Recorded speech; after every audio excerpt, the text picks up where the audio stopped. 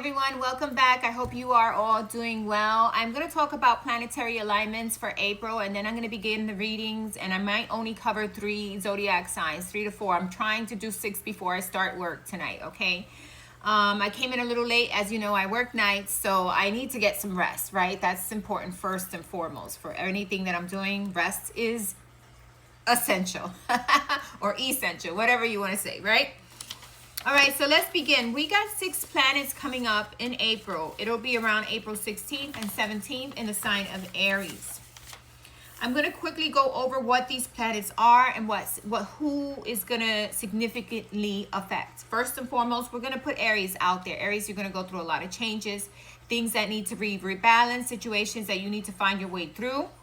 Definitely trying to bring balance in your life. You're going to feel the effects more than anyone else, whether they're positive or negative, depends on how you're moving along in life, okay? Because a lot of times astrologers try to paint a beautiful picture, but it's not a beautiful picture if your life isn't balanced, right? And there's things that you need to work on. It's almost like the planets being in alignment is pushing you and directing your life to do things in the right way, okay? They are pushing you. They're making things happen. Situations come up out of nowhere. Why? Because it's time for you to rebalance yourself. It's time for you to find yourself, right? So this is a planet in Aries, and it's time for you to take the actions forwards in the right direction, okay? We got Mercury, which is going to be affecting Gemini, communications. How do we communicate? What do we say that causes havoc? What are situations we need to work on? How are we going to communicate more effectively? We got Venus. Taurus is one of the other signs affected. How do we see our images? What is it that we bring forward in love? How do we communicate with one another? What do we think of love? What is it with relationships, commitment, stability? What is it with finances that we need to do better? Because Venus also affects finances, okay? Then we have Saturn in Capricorn. Where do we find stability? How do we find stability? Out of all these energies, Saturn endues a very strong energy. Saturn has lots of rings around its planet, right? So those rings are pretty strong. They're pretty energetic. So Saturn has a lot of pull where a lot of us think it doesn't. It does, okay? So this is Saturn saying, hey, where do you find stability in all these situations? And where are you going to organize or reorganize yourself? Or what are you going to let go of? And what are you going to decide that it works for you? Or what are you going to move along that is going to bring you balance, energy, okay? Then we have Uranus, the planet of, the planet of exceptions, the planet of, how you call it, I can't even say it.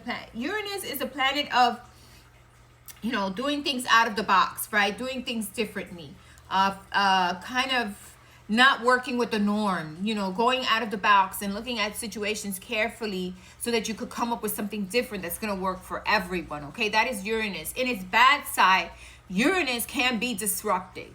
Uranus can do things that will not work out for anyone because Uranus is looking at things from a different angle, right?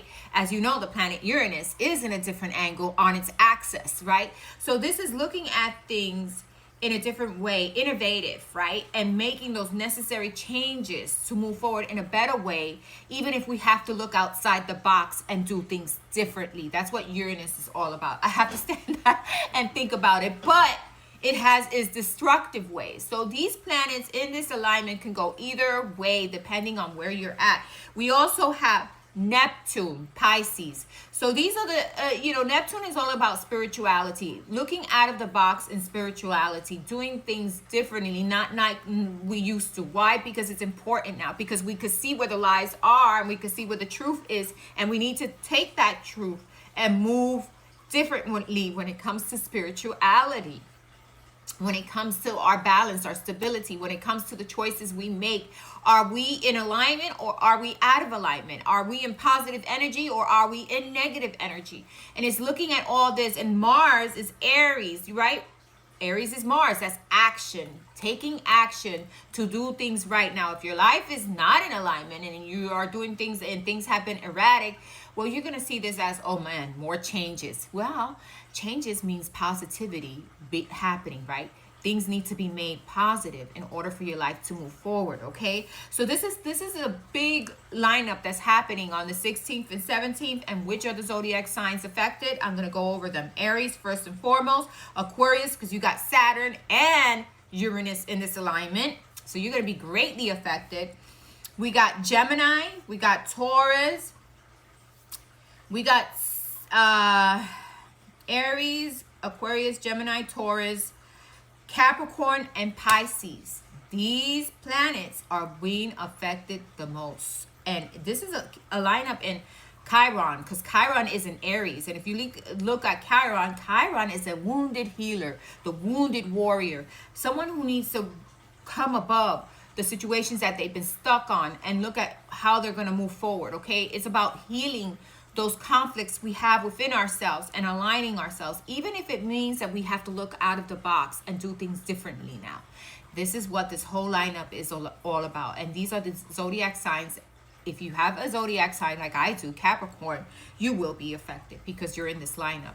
Again, some planets are, they have a little more strength to them, right?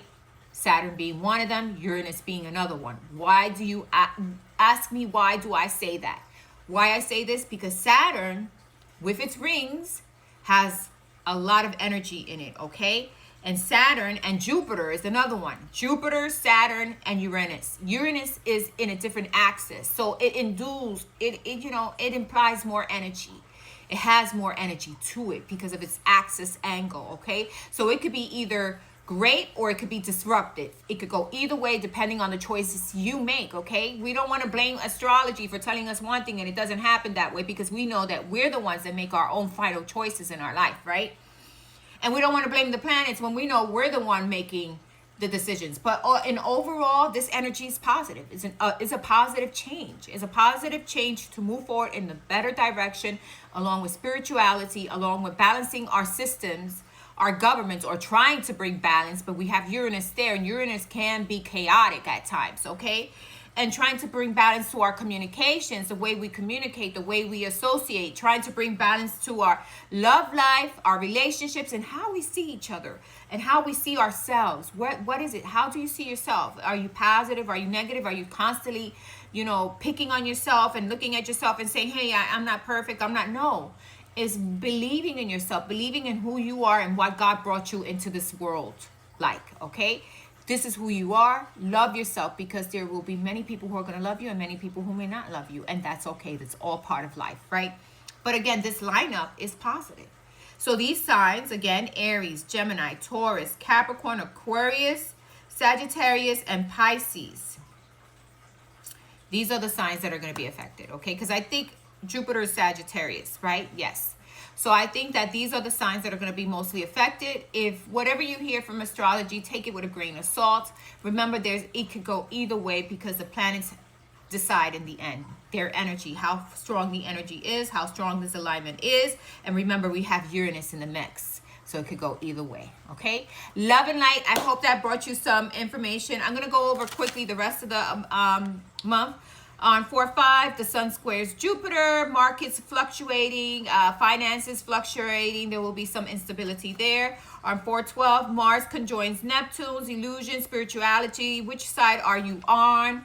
On 4-13, Venus sextiles Jupiter, beauty, abundance, feeling lucky. On 4-16, Chiron, Cazimi, and Aries. Again, I explained that already. On 4-19, Mars joins Saturn, action to gain stability. Mars, all about action, and Saturn is all about systems, stability, where we need to find our balance. It's all about karma, okay? Again, karma. On 4-20, Mercury conjoins Saturn, stability, growth, systems needing to find their balance, as well as everyone else. Communication, trying to balance out our communications and understand and bring stability there. 4-25, Uranus enters Gemini, trying to hold on to stability, but we need to look outside the box. We need to look at the things we need to change. We need to look at the things that no longer work. We need to see outside of the box of what we're in right now, what's going to work for us. And then 429, Venus squares lunar Mars. Imbalance in love, looking at love, relationships, commitments, and anything that we do when we move forward in love. What are we doing, okay? And even with finances and even with luck and money, okay? What are we doing that is bringing us instability, okay? So those are the planetary alignments or planetary movements for April. I'll speak to you soon. Bye-bye.